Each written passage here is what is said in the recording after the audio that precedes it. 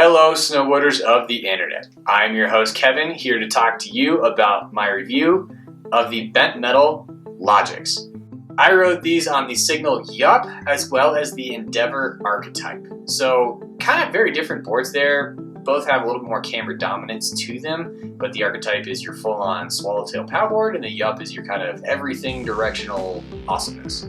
I rode them at A Basin on a day where I rode ice moguls, and that was terrible, but did it. I was chasing one of my skier friends, and I hate him for it, but it happens.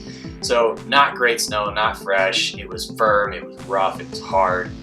So that's kind of the conditions I rode them in. It's definitely not the conditions you're really aiming to try to ride anything in, but it definitely puts the bindings through their paces. The adjustability on the Logix is the same as the entire bent metal line.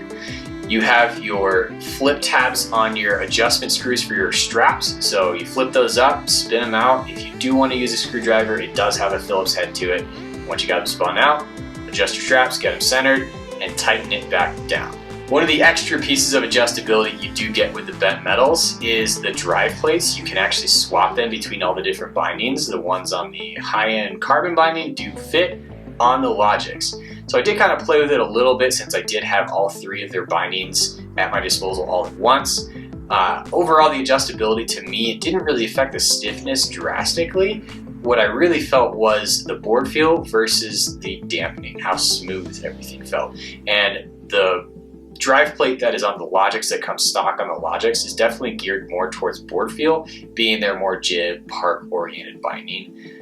The last piece of adjustability on these is the forward lean block. It is the only piece of material, design, feature, whatever that came from the old awful bindings that they used to be to the new rad bindings that they are, and it's literally a block of basically rubber, hard rubber that you just rotate into different positions to get your different forward lean. It is simple and it works.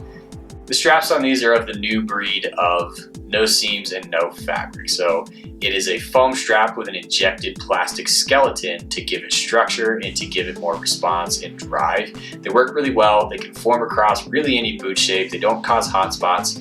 They're awesome. And I'm definitely a fan of these. They're better durability and they just work. They work well and I like them. The toe straps on these are simple, no frills, as basic as you could possibly make a toe strap, and I really like that.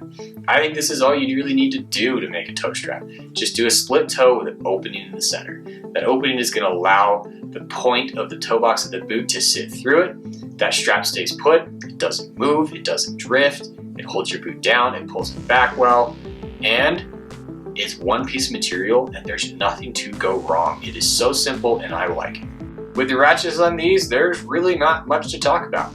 It's a ratchet, it works, I never had a single problem with them. They climb well, they release smooth, and they make a nice noise. So I guess that's it. You know, they sound cool.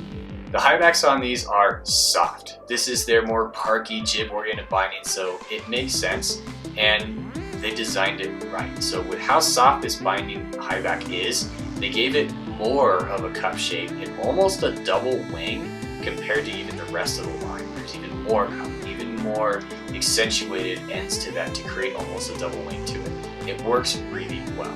I never felt like it was restricting me. I felt like I had the movement I needed side to side to play around, to butter, to pop around and play on top of the board.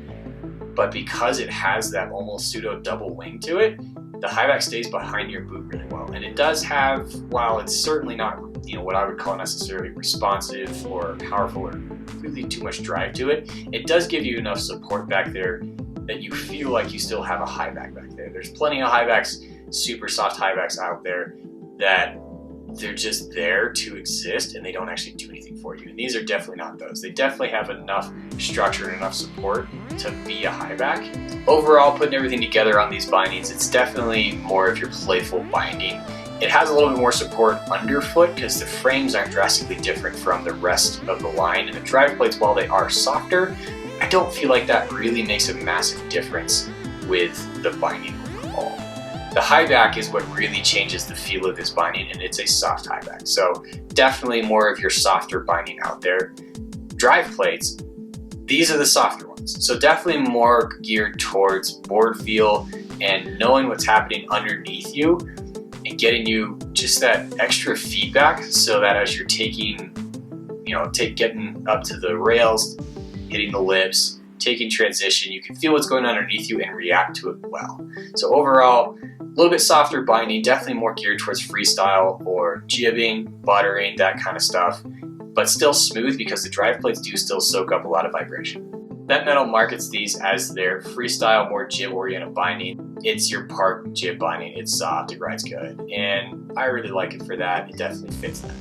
Overall, looking at those softer bindings out there, the more jib-oriented bindings, this is definitely kind of up there for me as one of my favorites. And that's really because of the drive plates. I really like that tech.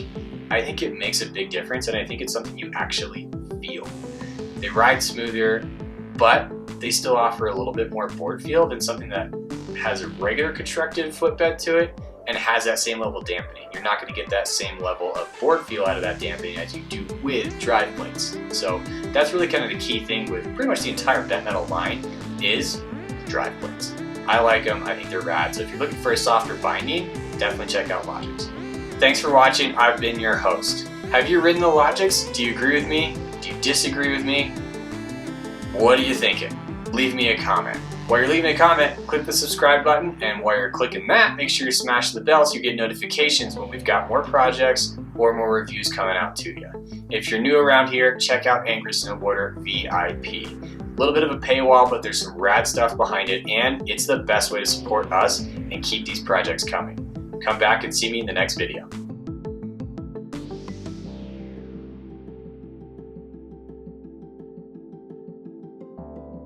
Hello, snowboarders of the internet. I'm your host, Kevin, and today we are going to be talking about the Bent Metal